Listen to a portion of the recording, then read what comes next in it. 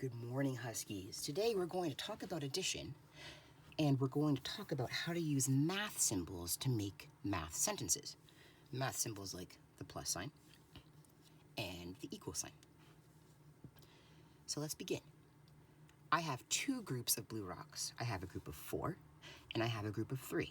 You might know that there's 4 in this group just by looking at it. You might know that there's 3 in this group just by looking at it. That's called subitizing. Subitizing is when you can look at a group of objects and know right away how many is in that group. And some of you have to count. And if you're a counter, that's okay. Just know that eventually you want to be able to see a group of 4, a group of 3, a group of 2, and know right away how many is in that group. But for now, we're just going to count to make sure. So 1, 2, 3, 4. Yep, there's definitely 4 in that group. And 1, 2, 3. There's 3 in this group. Now we're doing addition. And if you remember, addition means putting together. And when we are putting together an addition, we always use the plus sign. I want to find out what 4 plus 3 is. I want to put my group of 4 together with my group of 3 and find out how many I have in total. To show my total, I'm going to use the equal sign.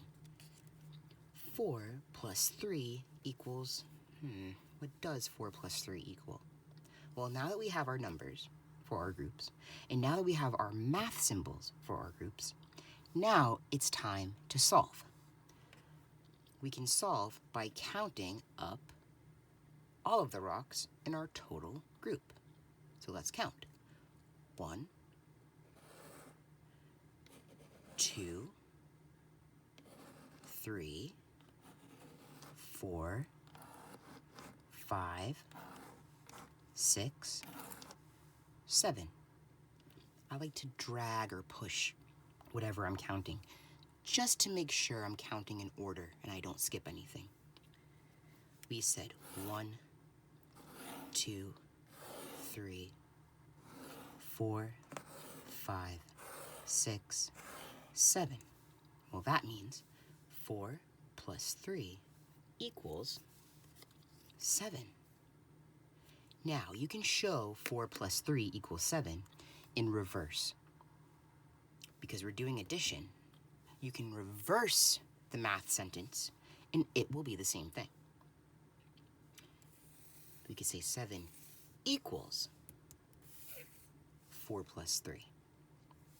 If we wanted to write it out on paper, which is always a good idea, it would look like this.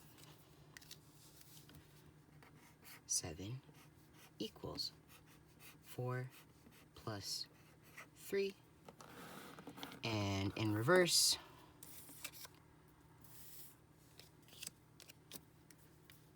4 plus 3 equals 7. And remember, 7 is our total. Our total number of rocks is 7. Okay. I can show my arrangement of 7 in a different way. So before we had 4 and 3, I can show my arrangement of 7 this way too, in columns. Let's see how many rocks are in each column. So this column has 1, 2, 3, 4, 5, 6 rocks.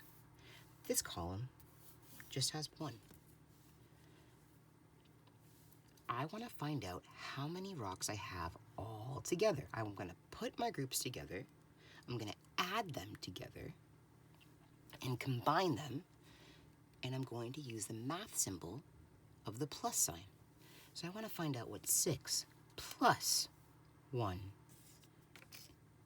equals.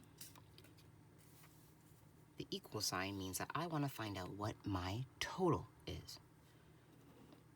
Now, we just counted all of them up. We're going to count them up again. This time we're going to drag. So let's drag. 1, 2, 3, 4, 5, 6, 7. 6 plus 1 equals 7. You might be saying, hey, wait a minute. Can't I reverse that math sentence? And won't it be the same thing because it's addition? To which I would say, you sure can. 7 equals 6 plus 1. It's the same thing. Can you think of another arrangement of 7? Now would be a good time to pause to put those thinking hats on. So you might have thought of this.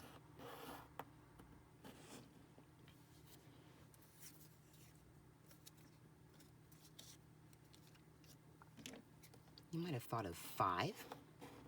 That's 1, 2, 3, 4, 5. And 2.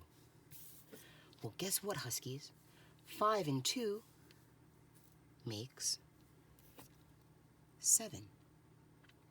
7 equals 5 plus 2. We said that 7 equals 6 plus 1. And 7 equals 4 plus 3. We found 3 different ways how to make 7. You are so smart.